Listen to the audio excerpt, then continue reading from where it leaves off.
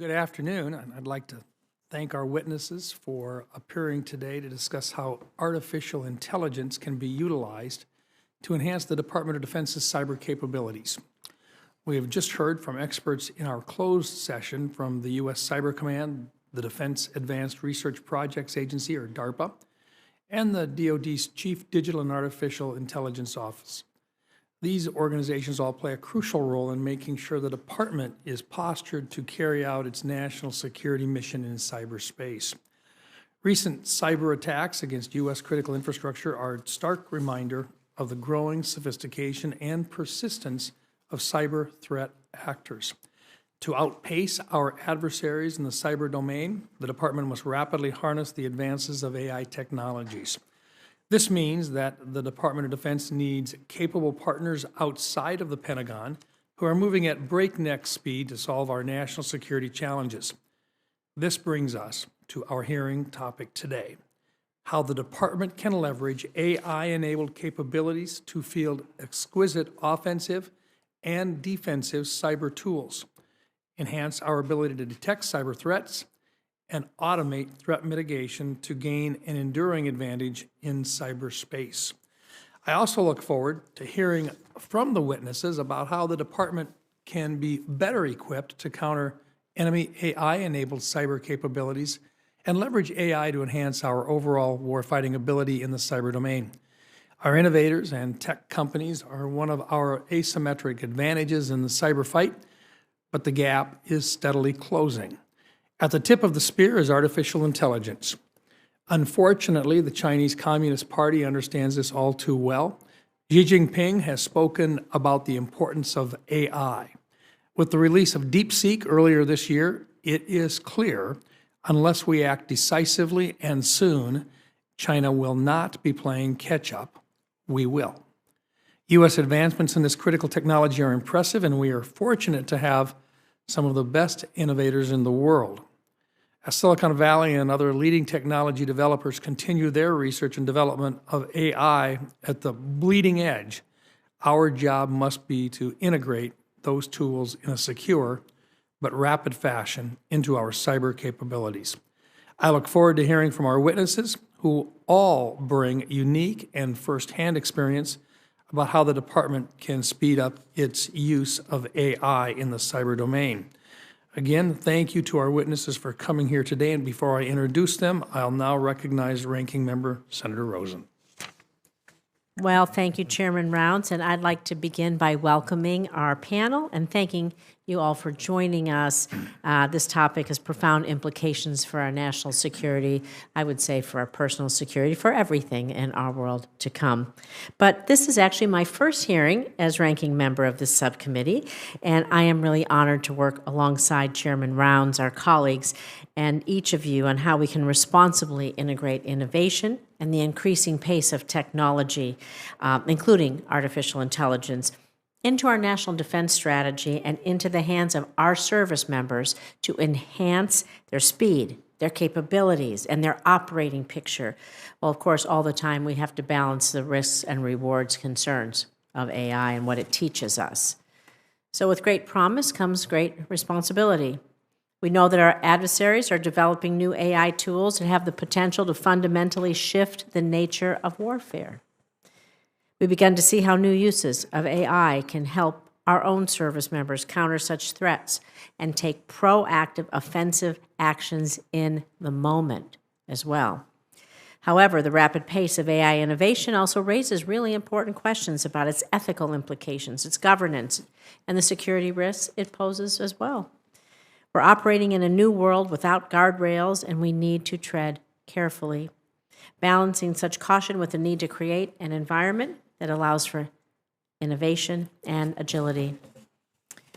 And there are also challenges we must overcome in order to both mitigate the risks of AI and make the most of the opportunities that I know it presents. In particular, we need to further invest in and expand the AI workforce, both at DoD and across the government, across the private sector. We have to increase it everywhere to harness our full potential. I truly believe this.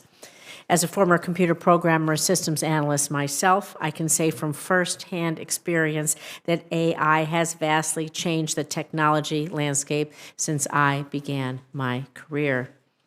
Many of the coding and the programming skills that people like me brought to the table, which form the backbone of what cybercom personnel do every day in both offensive and defensive operations, can now be supplemented by AI. But I know it doesn't replace us, that's for sure. But, however, this does pose its own set of risks, and it creates a deep need for us to invest in that new kind of cyber workforce that is centered around understanding these AI skills.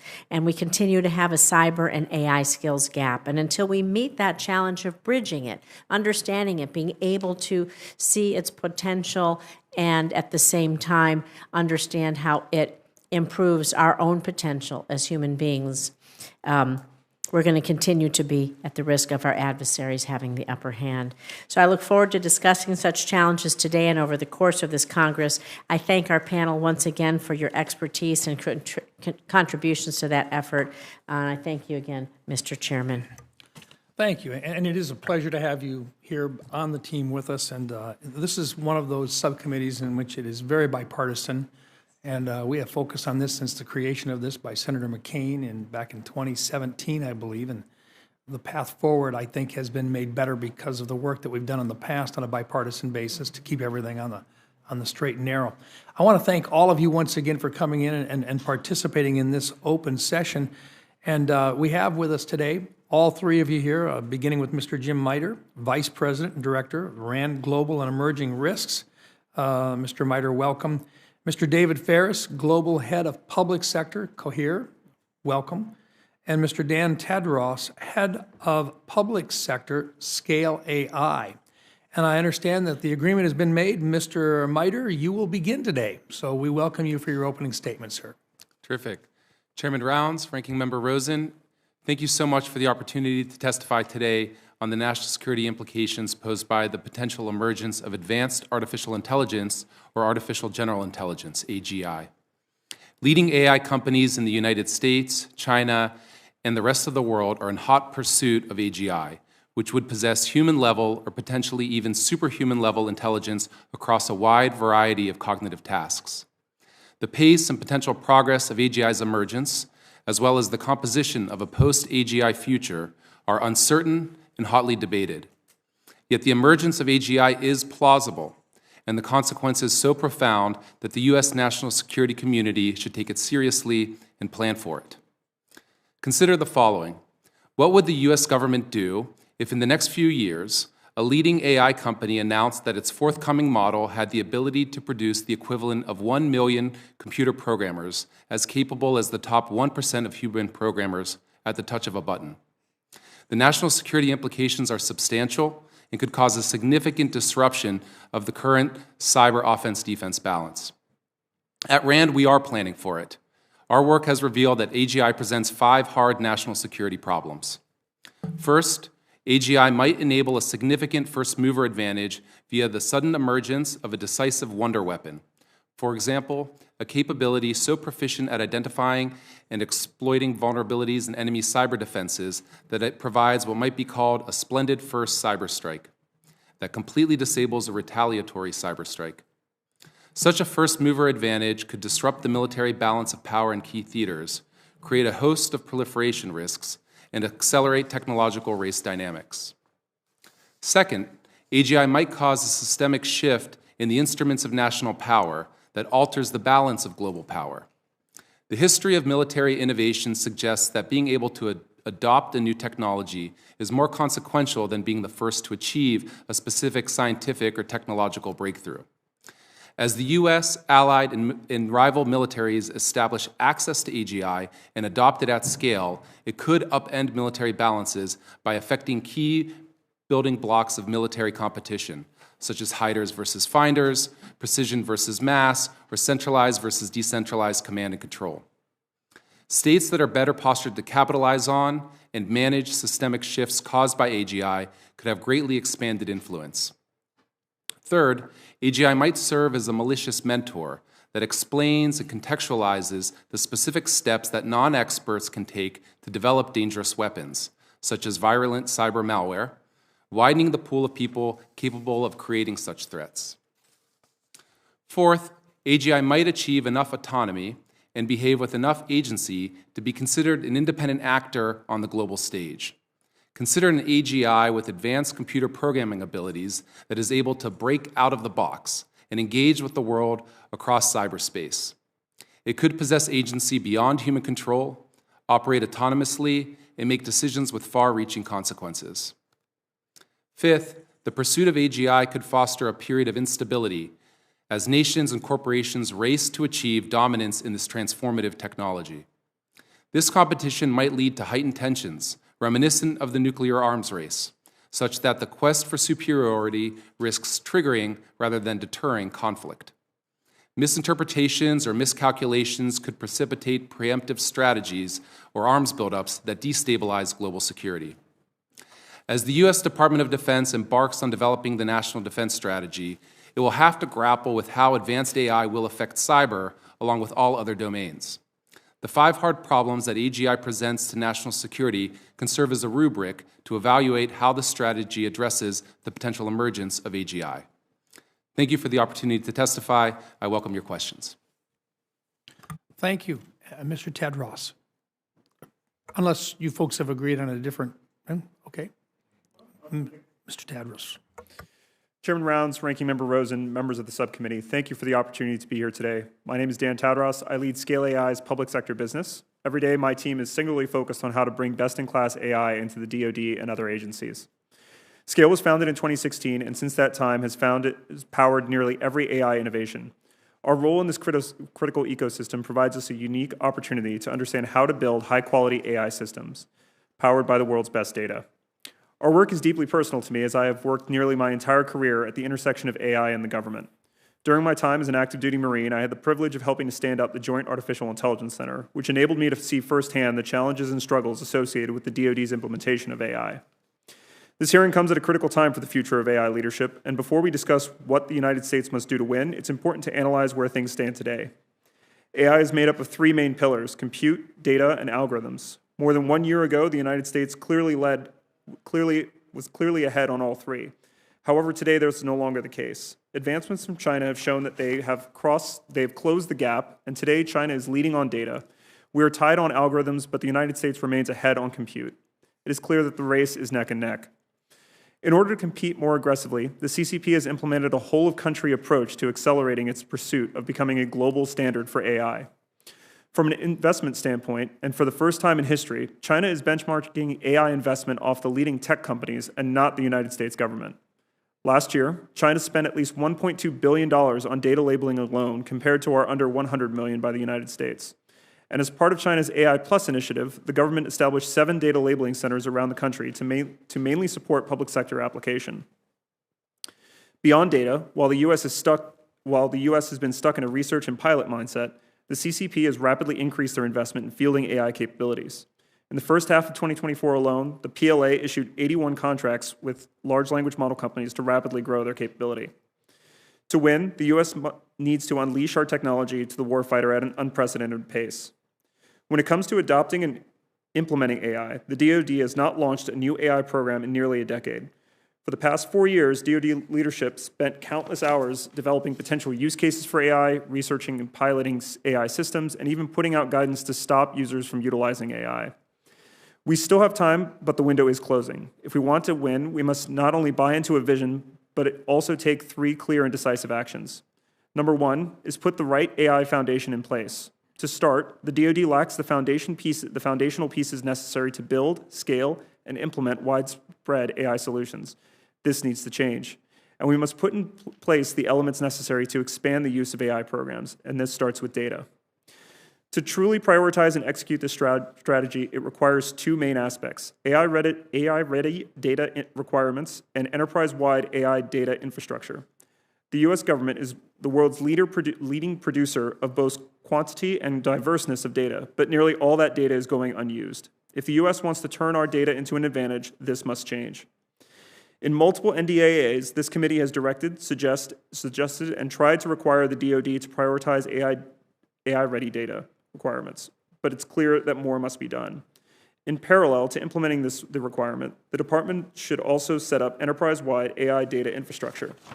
This commercial best practice ensures that AI programs are developed in the most efficient and cost-effective manner, and leading tech companies have long realized this requirement for effectiveness, and for that reason, China is mirroring this same approach.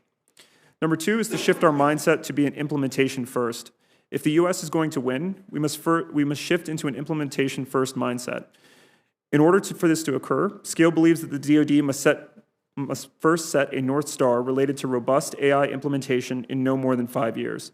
This should focus on agentic applications such as agentic warfare and would provide an ambitious vision and enable tangible multi-year plan to reach it. Scale is actively working on deploying the first instance of this in Indo-PACOM and EUCOM through DIU's Thunder Forge effort. Number three is to ensure our acquisition system no longer slows us down. AI is unique in that it is software but needs to be maintained like hardware, which presents challenges for the DoD given that it doesn't neatly fit into a legacy acquisition system. Congress took a strong first step by requiring the DoD to break out AI elements of programs in the future budgets, and it is critical that Congress continues to provide oversight to push the DoD to do so quickly as possible. In addition to proposals like the Forged Act, Scale also believes that we need to continue to look at finding ways to break through the challenges of multi-year budgeting, which is clearly still holding back the DoD's implementation of AI. With these three decisive actions, the DoD will be better positioned to adopt and effectively implement AI solutions. Thank you again for the opportunity to be here, and I look forward to your questions. Thank you very much, sir. Mr. Ferris. Chairman Rounds, Ranking Member Rosen, distinguished members of the subcommittee, thank you for the opportunity to testify today. My name is Dave Ferris, and I'm the head of Global Public Sector at Cohere. I previously served nearly 17 years in the Canadian Armed Forces, including deployments to Afghanistan and Ukraine, and spent the last 2 years of my career on the U.S. Joint Staff in the Pentagon. Cohere is a leader in building AI systems designed exclusively for government and enterprise use, prioritizing privacy, security, multilingual capability, and verifiability. Our expertise spans from building foundational AI models to developing agentic systems. We focus on operationalizing AI, integrating it into real missions under real-world constraints. We partner with allied governments, agencies, and leading global companies. Our primary goal is seamless integration, deep customization, and accessible solutions that deliver immediate, practical value and confidence. We specialize in private deployments, even air-gapped environments where we do not see our customers' data. Today, I would like to highlight 4 key topics of focus gleaned from having worked with high-security cyber defense government organizations. The first key topic is how AI can significantly enhance the Department of Defense's mission, particularly in cybersecurity and intelligence. AI systems can dramatically improve pattern recognition and anomaly detection across vast data sets. They can be invaluable for sorting through and synthesizing huge volumes of multi-source information. And they can help automate a number of crucial tasks to provide early warnings and free humans to focus on making strategic decisions. Similarly, effective AI adoption requires integrating technology thoughtfully with existing workflows. Human AI teaming is crucial, and ensuring AI tools have user-friendly interfaces helps build trust and maximizes operational value. A second key topic is to consider how AI can help fight back against competitor nations and malicious actors that are already employing AI-enabled cyber capabilities. Reports have shown these countries are automating their intrusion attempts, using AI to generate deceptive deepfakes, develop more convincing phishing lures, and create information warfare. To stay ahead of these AI-augmented threats, DoD must likewise incorporate AI across its offensive and defensive cyber operations. Large language models provide a unique ability beyond traditional rule-based machine learning systems for language understanding and reasoning capabilities that allows for dynamic identification, analysis, and generation of conclusions across a wide range of use cases. The third key topic is to understand how technical considerations are critical to successful AI deployments in defense. Models should be right-sized for their specific mission. Specialized, efficient AI models can often outperform larger general-purpose systems. This enables deployment even on limited hardware, such as edge devices like laptops or classified data centers. Flexible, secure deployment architecture is critical. AI systems must be deployable across multiple secure environments and ensure AI sovereignty. Similarly, ensuring models are hardware agnostic and interoperable so there is no lock-in to one cloud or one chip provider is essential to ensuring supply chain and operational security.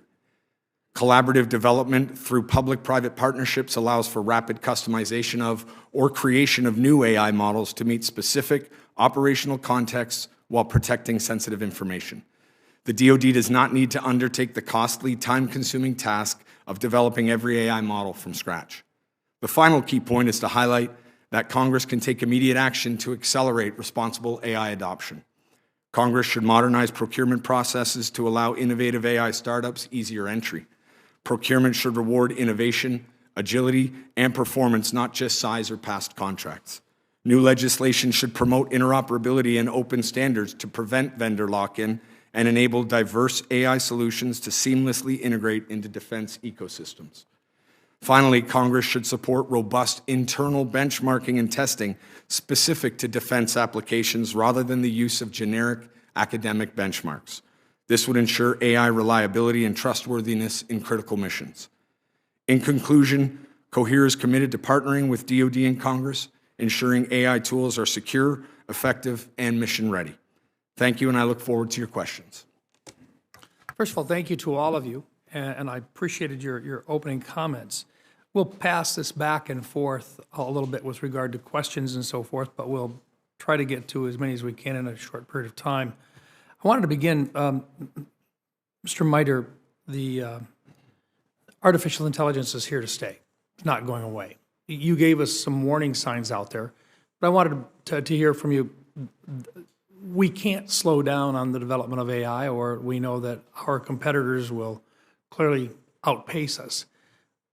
Give me your rendition of how we do this without losing sight of the facts that there can also be some dangers involved. You've identified a number of the possible dangers, but how are we going to do this and still keep that in mind? Sure, absolutely. That's a great question, and I welcome it, and I wholeheartedly agree that it's in America's interest to stay at the forefront of the development of generative AI and AI technologies more broadly. So the way in which we can address this issue is, first, it's helpful for the U.S. government to really understand what the current state of the technology is and make sure that folks within the government, particularly those that are working in the national security community, really understand what's happening with the technology. Because one of the challenges with this technology is that it's not being developed by government. It's being developed by the private sector. So just understanding what the current state is critical, so there aren't technological surprises that come out that shock people in the national security community. The second thing that government should be doing here is really looking for applications in the national security context. What are the specific use cases that it can be applied? What are potential pathways to a wonder weapon or ways in which it could be highly advantageous in a military competition? That's critical to do. And that means having the AI in an environment where you've got sufficient compute, where you've got the right networks, et cetera, where you can actively experiment with it and get the technology in the hands of the operators to play around with it. The third thing is preparing for contingencies. There's a wide range of possible things that could happen, a loss of control scenario, for example, areas where there is technological surprise and the Chinese get ahead. What would the U.S. government do in such contingencies? We should think that through in advance and have plans ready to address it. Thank you. Mr. Tadros, this works right into some of the comments that you had made, and I want to just, number one, I think it would be a statement we would all agree on, that continuing resolutions are absolutely not the long-term plan that we need if we're going to be able to move forward with the investment in AI that we need, that may very well save a lot of lives in the battlefield. So I would recognize that up front, and I think you were rather suggesting that a little bit in terms of our failure to keep up with the demands of how quickly AI is developing elsewhere. You also said something else, though, and I wanted to touch on two items. Number one, you talked about the fact that we have data which is unused, and I want you to explain that a little bit. And then second of all, feeding into what Mr. Miter talked about, you talked about agentic warfare, and can you talk a little bit about what that really means for the I mean, we've got a lot of folks out here that this may be their first introduction to the coordination of different applications that are directly involved in warfare versus the application of AI in general. So first of all, data unused, and second of all, agentic warfare. Of course, Senator, and thank you for the question. So in terms of data being unused, the approach that I was kind of looking at there is the aspect that right now an enormous amount of information is being collected day to day to day. But to take kind of a quote from one of the previous secretaries of the Air Force, we treat data like exhaust as opposed to something that's really critical to use. So as a result, every time that we run an exercise, run a command post exercise in terms of large amounts of chat data is being developed, large amounts of chat data is being traced back and forth, what's happening is at the end of that exercise, all of those hard drives are just being purged or being neglected and goes into storage. So those are instances where the interactions between participants of a staff, for example, should be getting captured, and we should be using that to help develop training data, using it to help develop benchmarks against how these algorithms should operate. And then by doing so, our eventual development of agentic solutions can be more in line with what is required by those end users, which I think then brings us into the idea of like agentic warfare and really what that means. My interpretation of this is what we're trying to do is we're trying to move to a position from humans are the loop to humans on the loop. So right now, if a staff at INDOPACOM or at EUCOM or any other combatant command needs to make a decision, the process at which they do that hasn't really changed since the advent of the Napoleonic staff structure. We take the problem, we divide it up, and then what's required is that the commander at the last minute has to synthesize all of those things together and then make an informed decision. The effort of agentic warfare is to move to the point where much of that low-level staff work can be done by these AI agents through automated methods with humans' oversight and supervision of the process. It's important to maintain some human oversight, like human oversight of the entire process, to ensure that human context, judgment, and the competitive advantage of the U.S. military, which is the fact that we have the most well-trained, well-versed staff and NCOs on the globe. Thank you. And Mr. Ferris, I've got some questions for you as well, but my first 5 minutes is up. We will do a second round, but at this point, I'll come back to Senator Rosen. Thank you. I want to talk a little about guardrails and benchmarks, both. I believe they go hand in hand. And over the last year, discussions between Congress, prior administrations, they've always centered around trying to come up with guardrails to promote responsible AI. You all know what I'm talking about. Nobody wants it to become an unchecked technology. The current administration has raised concerns that guardrails might inhibit innovation. I believe we need both effective guardrails and benchmarks, because the benchmarks, just as if your child goes to school, they're the test to show if they're learning and going in the direction that you're maybe expecting them to go. That's what's going to keep that circle in check. So I'm going to have questions for all three of you, but I'll start, they're similar, but I'm going to start with you, Mr. Mitri. How should we develop guidelines or the guardrails and benchmarks in ways that mitigate risk without stifling innovation? And I might also add, I'm actually going to ask all three of you this, how do we develop, for those of us sitting in this seat, with all of you, a common policy language that is both nimble but provides the availability for us to do effective oversight? I'll start with you. Thank you, Senator. So I wholeheartedly agree that it's important for us to understand what these models are capable of doing, right? They're developed and they're released into the world with no user manual. It's not entirely clear what applications they'll be able to perform or how capable they'll be at doing that. So benchmarks are crucial. Particularly in a national security context, it's helpful to understand what might the latest generation model be able to do in terms of offensive cyber, defensive cyber capabilities, in terms of potentially informing non-experts on how they go about designing a bioweapon that could be highly transmissible and lethal, et cetera. So the real focus that is warranted is on developing benchmarks to really just evaluate and understand what the risks are. Separate question in terms of what should government do about those risks if they emerge, and should regulations or something along those lines be appropriate. In that regard, I defer to government for specific thoughts on that. What we're trying to do is just understand at first pass what are some of the risks here and make sure that people are well informed on that point. Thank you. And I'm going to just go down, Mr. Tadros, the same thing. Developing the guardrails, the benchmarks tells us one thing, the guardrails tell us another. I guess I'll make it all the same question. We are going to struggle. We have to put this down in some way on paper that allows us to be nimble and provide that ability to do the oversight we need to. And so if you have thoughts about how we develop this common language that we can all speak from or start from, I think is really critical. So, absolutely. So the way that our company kind of looks at this, at least as it relates to guardrails in the implementation of AI in the Department of Defense, is to really look at it from a perspective of people, process, and technology. And that while the technology needs to have guardrails by itself in terms of like its responses, when it will trigger a refusal or when it may not, there still needs to be the other two portions of this triangle. So people need to be trained on how to best leverage the capability, and then the process needs to be adapted, because if we just bolt AI onto an existing process, then the advantages are somewhat lost. So the doctrine and training of the individuals needs to adapt at the same time as the technology is fielded. And this goes back to my position about implementation. The only way to do this is to experiment in low-risk environments and to iterate very quickly. Short of that, I'm afraid that the concern about trying to write out the full answer at the beginning of the test is probably unlikely. So you need to be able to learn from doing and be able to build off of that. As it relates to benchmarks, this is an area where our company has done quite a bit of interesting work.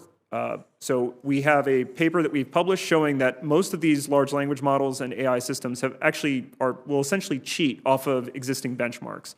They've seen them, they understand the rules of the test, and as a result, they will score abnormally high. The approach that we've taken in partnership with organizations like CSIS and the CDAO is to build custom benchmarks that are focused on the domain in which it actually matters to test. So we've built these custom benchmarks. The algorithms have never seen them. They've never been incorporated in their training data. And as a result, you can have a little bit more faith in the performance of those algorithms. thank you. Mr. Ferris. Thank you, Senator.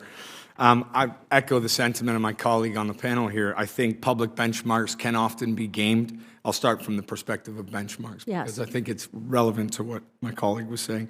They don't typically show the performance in real-world context. So we would, Is using the word audit then a better word than benchmark for well, our? no, I think we would say creating custom benchmarks. It's like right-sizing your model. Yeah, exactly. Okay. And to kind of take that down one step further, we work very closely with our customers from beginning to end in order to ensure that we're right-sizing that model, developing the benchmarks, but that also includes some human evaluations, because that human-AI interface is obviously imperative as we're moving down this. And with respect to guardrails and there's this healthy tension between accountability and agility, I would say, in this environment. And so right now, we obviously would suggest that we want to lean into the agility.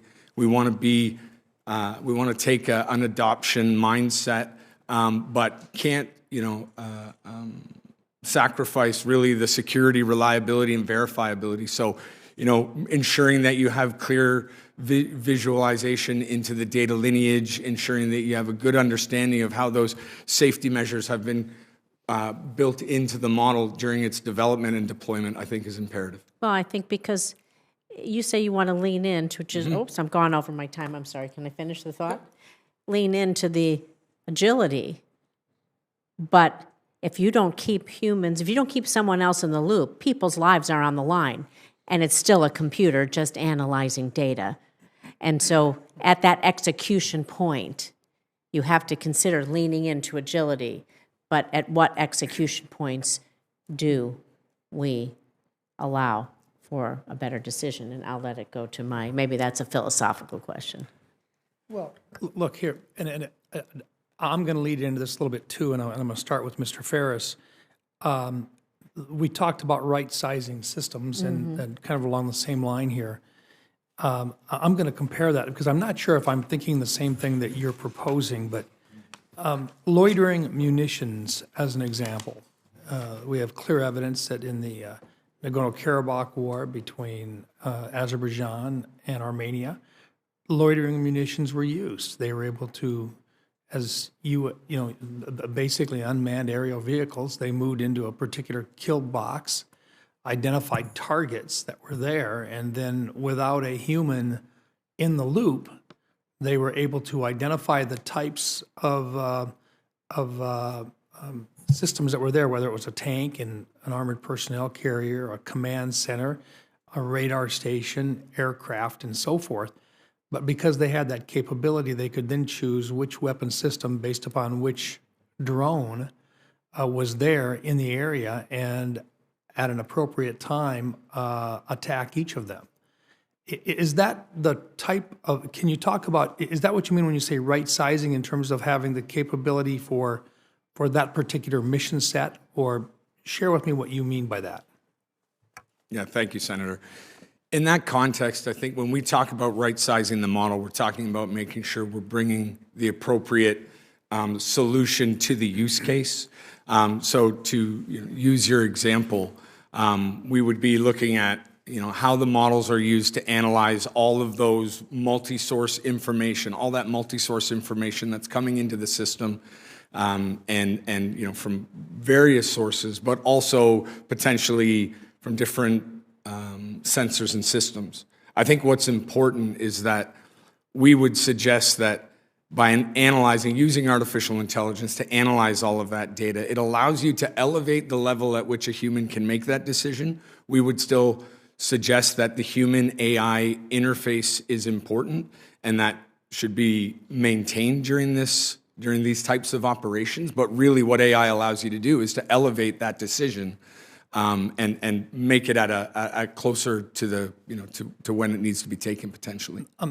You're following right into what my next question was going to be, and that is with regard to, and I'm going to run this all the way down the line again, but I want to talk a little bit about humans in the loop, humans on the loop, and humans over the loop, and defining each of them, if you would, in terms of where we're at today and where we're going to be tomorrow. And I'm going to talk about it in both offensive and defensive capabilities. And the example that I would use, that if you could build upon, is we have systems right now that for defensive capabilities, we arm them.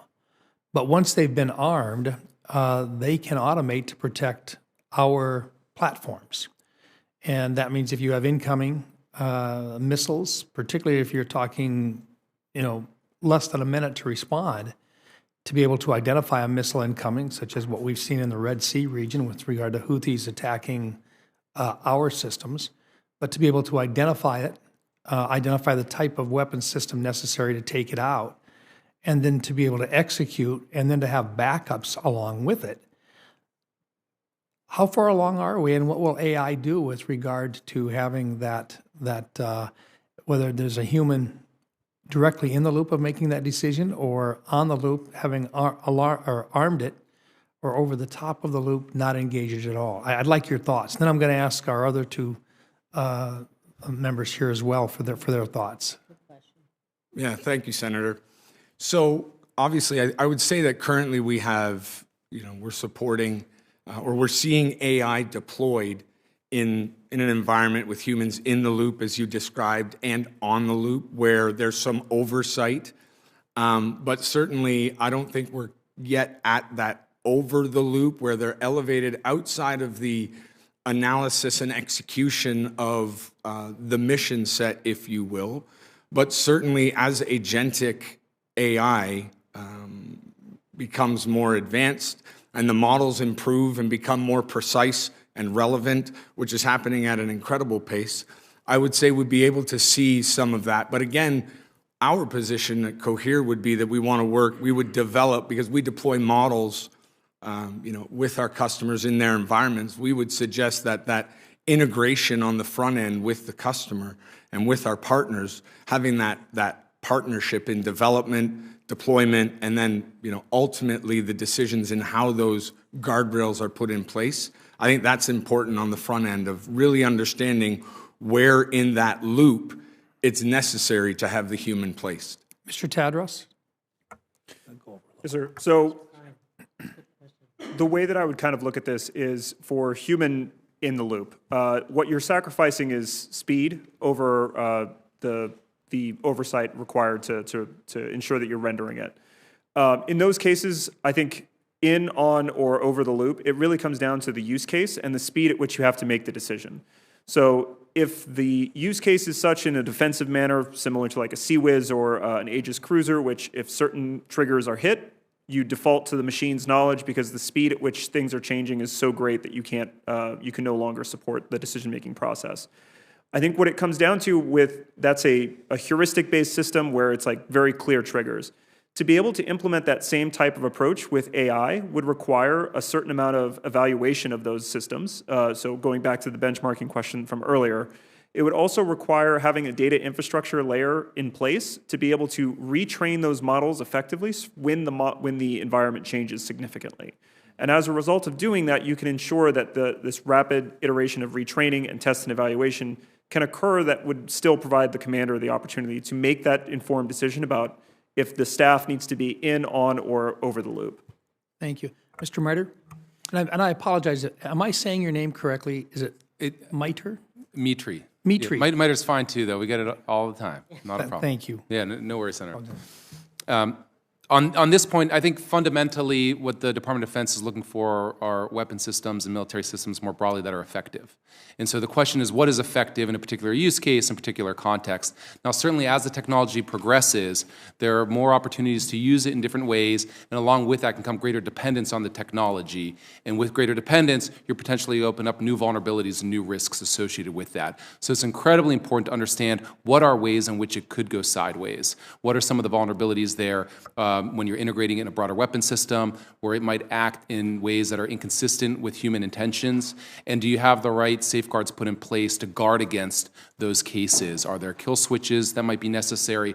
Are there ways in which you're dealing with a model that's breaking out of the box and engaging more with the cyber world? Are you able to cut it off from certain applications if you need to? I think it's helpful for the department to think through the wide range of potential applications here, and then make sure that it's thought through how you ensure effectiveness despite different ways in which the model could react in a particular context. Thank you. Senator Rosen. I want to talk about energy limitations, but I'm not going to ask this as a question. I'm just going to make this as a general statement philosophically.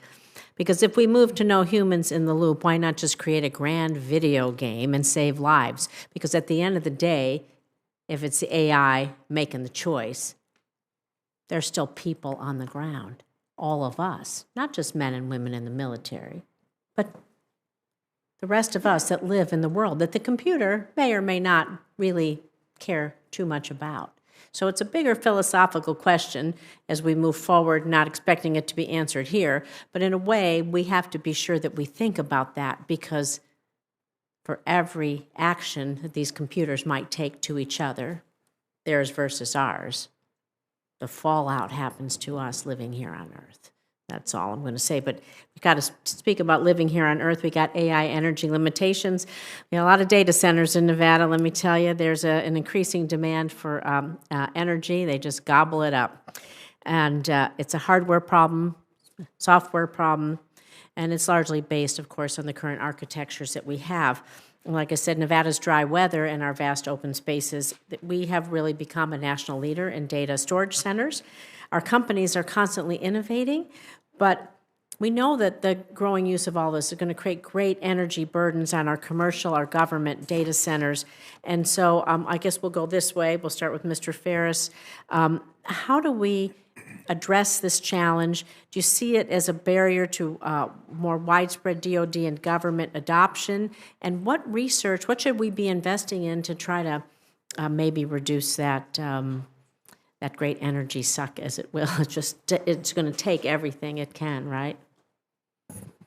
Yeah, thank you, Senator. I think, so Cohere, this is actually fundamental to our company. We build custom models and designed to be efficient and deployable in the environment that our clients and customers are working in. So in pursuit of that efficiency, a couple of things. One, we're chip agnostic and cloud agnostic. So that means we've had to focus on building our models in somewhat of a resource-constrained environment. So we've What if built. you put it on tanks? You've got heat. You have to be sure that they adapt in heat environments and they're going to generate energy, right? Absolutely, Senator. So, but we've built some of these models to be deployed on as small as 2 GPUs, or even, we're pushing towards edge deployments in laptops. So being able to bring down that energy cost, but also the infrastructure as a whole, and then even it has implications, broadly speaking, into the supply chain as well. Thermodynamics. Thank you. What can we do about all the energy we need to do all of this and then make it portable? Yes, ma'am. So the way that I kind of look at this is as these technologies start to be fielded, there's always an interest in the Department of Defense in order to be able to operate in a disconnected environment. So what that requirement's going to come along with is fine-tuned smaller models that can interact together, which is similar to the approach that we're taking with INDOPACOM and EUCOM for agentic warfare. So what this really results in is a lower power requirement, because back at home station, while we've been doing the development and training, we're able to tune these models using very specific data sets, so that individual models are very good at a specific thing. They've been tested and evaluated, and then the interaction between those models is what can be fielded at the edge. So that minimizes the energy requirements as these things begin to get fielded and proliferated. Thank you. Mr. Mitri? The only thing I'll add is that it's important to think about the entire tech stack to include power, not just the data layer and compute layer, and then the models itself and certain applications. So you're right to think holistically, the power is a big part of that. And certainly there are ways to find smaller, more efficient models that you could deploy abroad along the lines of what the other panelists said. And it's worth the department looking at that aggressively. Thank you. Same question for all of you now. You all approached your work with the Department of Defense probably in different ways, but my question is what can the Department of Defense do with regard to either policy, acquisition policies, the way that they treat contractors? What can they do to enhance their ability to take advantage of the private sector's capabilities that they're not doing today? Mr. Ferris? Thank you, Senator. The first thing we'd say is, we believe that the department needs to have an adoption mindset.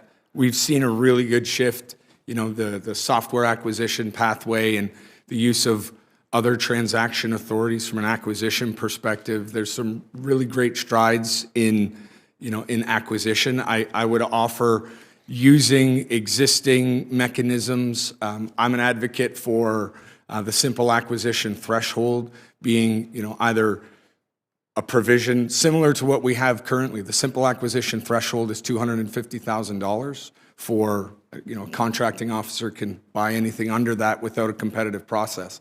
There's a provision for contingency operations or cyber defense and CBRN defense where that simple acquisition threshold is raised because of urgent operational requirements. And I think similarly, we could have an approach in procurement where for artificial intelligence, urgent operational requirements, perhaps the simple acquisition threshold could be, a provision for that. And what that would do is it would shift the burden away from, the DIUs and DARPAs and organizations like that are well-versed in using OTAs and allow contracting officers and project managers at much lower levels in the department to execute and acquire these types of capabilities. Mr. Tadros? Thank you, Senator. So when I think about making it easier to acquire this technology, I tend to actually go back to the AI infrastructure standpoint. The reason for that is it actually opens the barrier, it reduces the barrier of entry of companies to come in. If they're able to operate off of a central data repository, then that company's pathway to being able to create relevant technology for the Department of Defense is considerably easier than one of the legacies that have been in that space for a while and may have troves of data that they've saved over 20 years of conflict. Thank you. Mr. Mitri? I agree with the panelists on everything that relates to narrow AI or AI that exists today. What I think is principally lacking from the department's approach to the issue is anticipating where AI might be in a couple of years' time, and really working closely with the technologists that are at the forefront of developing generative AI and frontier AI models to get their head around what that world might look like. So there's a lot of attention rightfully put towards maintaining our lead in the development of the technology itself, to better promote its development, to better protect our lead through expert controls and AI security and things of that nature. But how well does the department really understand what capabilities it may unearth in the next 2, 3, 4, 5 years? I don't know. And what that means for the future character of warfare. That's crucially important, especially as the department now embarks on developing a new defense strategy. One last question for all of you, and you don't have to spend a lot of time on this, but is there a place somewhere, a safe space, so to speak, where industry and DoD can actually interface and ask questions of one another, offer ideas, offer products, and so forth that is ongoing, or is it a case-by-case basis? In other words, if industry has a particular product that they think would be great in its application within DoD, do they know where to go to get it? And DoD, on the other hand, do they have a place where they can go and ask the questions about what do you have that can help us fix this problem? Does that exist today? Don't everybody speak at once. Not in a structured and systematic way, right? I think it happens in ad hoc cases here and there, but not in a coherent approach to really have a tight public-private partnership, if you will, to really understand where are we in the development of AI technologies relative to key competitors, like the Chinese in particular. What are things that we need to be doing to make sure that America maintains that lead? DeepSeek's a great example here, where surprises like that can come out and people wonder, well, what does that mean in terms of where we are? I don't think we have that kind of environment to enable that constant flow of communication, especially when in a cleared environment where you can have more sensitive conversations with key experts in terms of what's happening with this technology and what the U.S. government needs to be doing in partnership with the private sector to maintain America's lead. Thank you. Any other thoughts? Yes, Senator. So I think the closest that I've seen of that existing is Project Maven, where the efforts behind that was to bring technology into the Department of Defense in a very aggressive manner. And because they took that approach, and because you had a single program that was well-funded, well-organized, and manned by the right individuals, what you end up with was a situation in which they were seeking to find as many technology experts as they could, bring them and figure out ways to get them into the department to satisfy a mission requirement that was set forth. Thank you. Ms. Ferris, anything? I'll just add that, echo that it is very ad hoc and unstructured. However, I think that's precisely why actually, people like us end up staying in these types of companies and working in them for as long as we do, because it's important to know those pathways, know those venues in which these conversations do unfold, and how to get after, getting in front of the government customer as quickly and rapidly as possible, especially when you do think you have something that can support the mission. So, it's a little bit, at this point, it's experience for some of us where we can find that opening and get in front of the department. Thank you. Senator Rosen. I have one last question. I think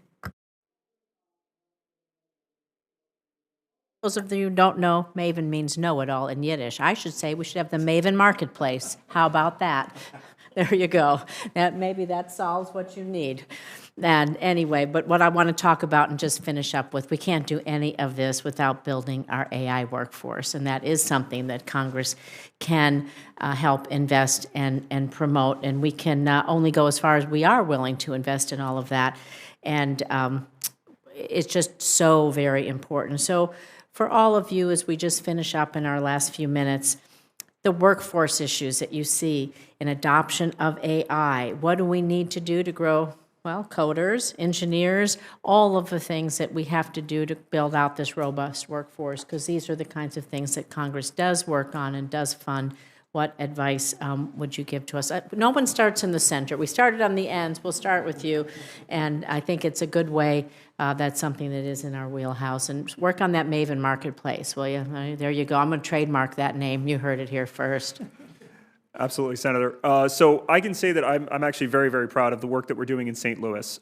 So in this case, what we're doing is we're taking individuals that would normally not participate in the national defense and give them an opportunity to support data development and AI development in the St. Louis community. So in some cases, what we've done is taken individuals off the five-guy fry line, trained them on how to look at electro-optical imagery, gotten to the point through training that they are then able to look at synthetic aperture radar, get them to the point where they have a clearance, and then even elevate them even further so that they're able to pass certain imagery tests. It's like community college certificate programs to bring people into the workforce, as we say, even things like that, right? Yes, ma'am, and give them an opportunity to kind of participate in that national defense. This is an area where Scale believes very strongly in kind of elevating this workforce in order to support the needs of the national defense in this space. Yeah, perfect. Mr. Ferris. Thank you, Senator. I agree. I mean, I think what we would say, we try to partner with, it's a public-private partnership that's extremely important, and workforce development is critical as part of the body of work that the department and really the government needs to undertake to achieve the advancement in AI that we're hoping for. So, but within the company, we do partner with educational institutions and within the community, and we're searching for ways to continue to grow that workforce. I do think it's a collaborative process that we need to take with the government and work in concert on it, because, from a Cohere perspective, we want to be, in terms of our deployment and how we work with our customers, it's really early on. So we want to make sure that we're contributing to the workforce development in a way that's meaningful for the department as time goes on. Right. Mr. Mitri. This is not exactly my area of expertise, but in my experience, there's no more compelling reason to go work in government than for the mission. So emphasizing that as the key ability to attract top technical talent, I think, is crucial, as is giving them opportunities to develop their skills. And that requires actually having the right compute infrastructure and networking analytic tools available so that they can grow and develop their skill set while in government. That's often a challenge to bring together. But there's a broader point than just the technical talent, the AI talent skill set here as well. Given advances in AI, it's going to impact all elements of the workforce. And so what we're seeing in the private sector right now, by way of analogy, is those companies that are better leveraging AI are outcompeting companies that don't have it. And so I think that's likely what we could see in the military context too. Those militaries that are fully embracing and applying it across a range of applications are going to be at a significant advantage relative to those militaries that aren't. And so I would think a little bit more holistically on the workforce dynamics here. Thank you. Appreciate it.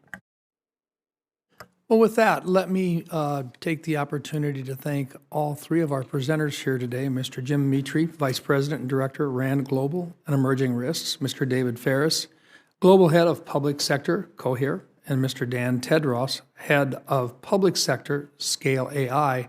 We thank you for participating in this open discussion today. That's been very, very helpful. And my thanks also to my Vice Chair, Ms. Senator Rosen, for participating today as well. We appreciate that.